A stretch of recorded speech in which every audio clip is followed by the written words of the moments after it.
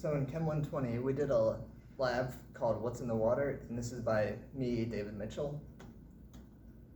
And so the purpose of this experiment was to determine unknown compounds in a water sample and to determine the potential health and environmental risks of these compounds. And this was done using infrared spectroscopy and nuclear magnetic resonance, and the machines for both of these are shown below currently. So the four molecules considered that contain a hydroxyl group are methanol, ethanol, T-butanol, and 2-propanol. For the four potential molecules containing a carboxyl group, these molecules were acetone, ethyl formate, ethyl acetate, and methyl acetate.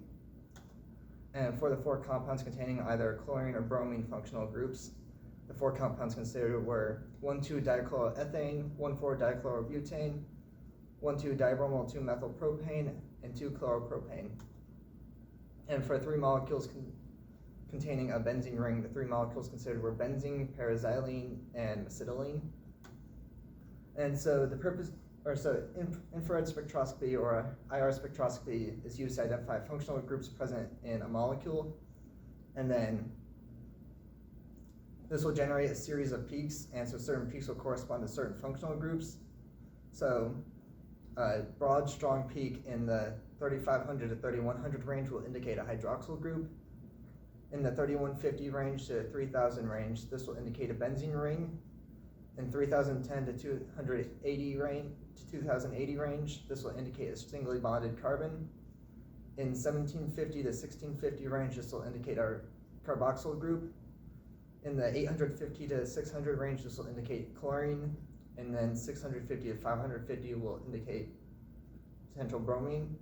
Those last two are only a possible consideration of those when those peaks are present, because those peaks can often be misleading. And so this table shows which functional groups will be present in each of the aforementioned molecules. And so nuclear magnetic resonance will generate a number of peaks based on a number of different types of hydrogens present in a molecule. And then a computer program will find the area under each of these peaks and will give a ratio of the overall areas under these peaks. And then these number of peaks and ratios of areas will correspond to these different molecules in addition to the IR data. And then so in the 3016 peak, this indicates that there is a benzene ring. So this means the three potential molecules for this unknown are benzene, acetylene, and paraxylene.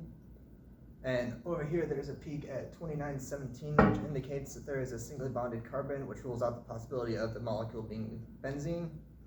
And there's also a peak over at 834, which indicates a possible chlorine, but in this case, it's not actually present. And then for the NMR data, there's about a 3-to-1 ratio, which means that this molecule is acetylene, because if it was a 3-to-2 ratio, it would have indicated paraxylene, but it doesn't. And for the second unknown, there's a peak over at 1713, which indicates that there's a carboxyl group. And so the four potential molecules in this case are acetone, ethyl formate, ethyl acetate, and methyl acetate.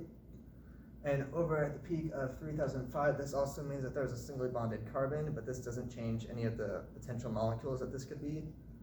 And there's also a small peak over at 785, which means a possible chlorine, but in this case, not actually present. And then for the NMR data, there's only a single peak, which means that this is acetone, because all of our potential molecules will have shown multiple peaks here. And for the third unknown, this is the strong broad peak over at 3339, which indicates that there is a hydroxyl group present. So the four potential molecules in this case are methanol, ethanol, T-butanol, and 2-propanol.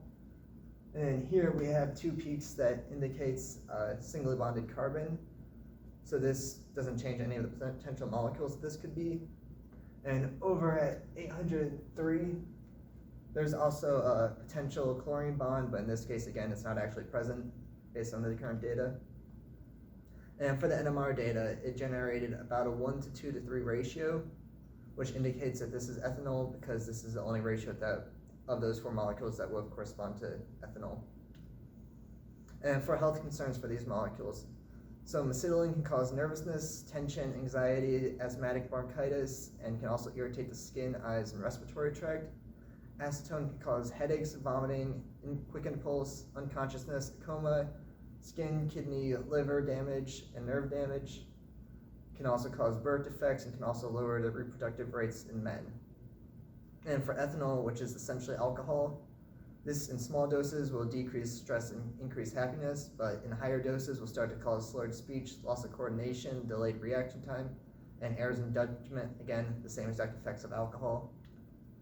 And for environmental concerns, mesitylene is toxic to aquatic organisms, but quickly evaporates and can break down in the atmosphere. And acetone is highly flammable and decreases the amount of dissolved oxygen in water. And ethanol is non-toxic and biodegradable.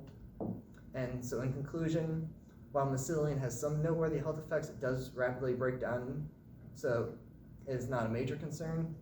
Acetone should be monitored since it has many major health effects, can also decrease the amount of oxygen in water. And ethanol is not a major concern since it's only damaging in high doses, and it's also biodegradable. And these are references used for this.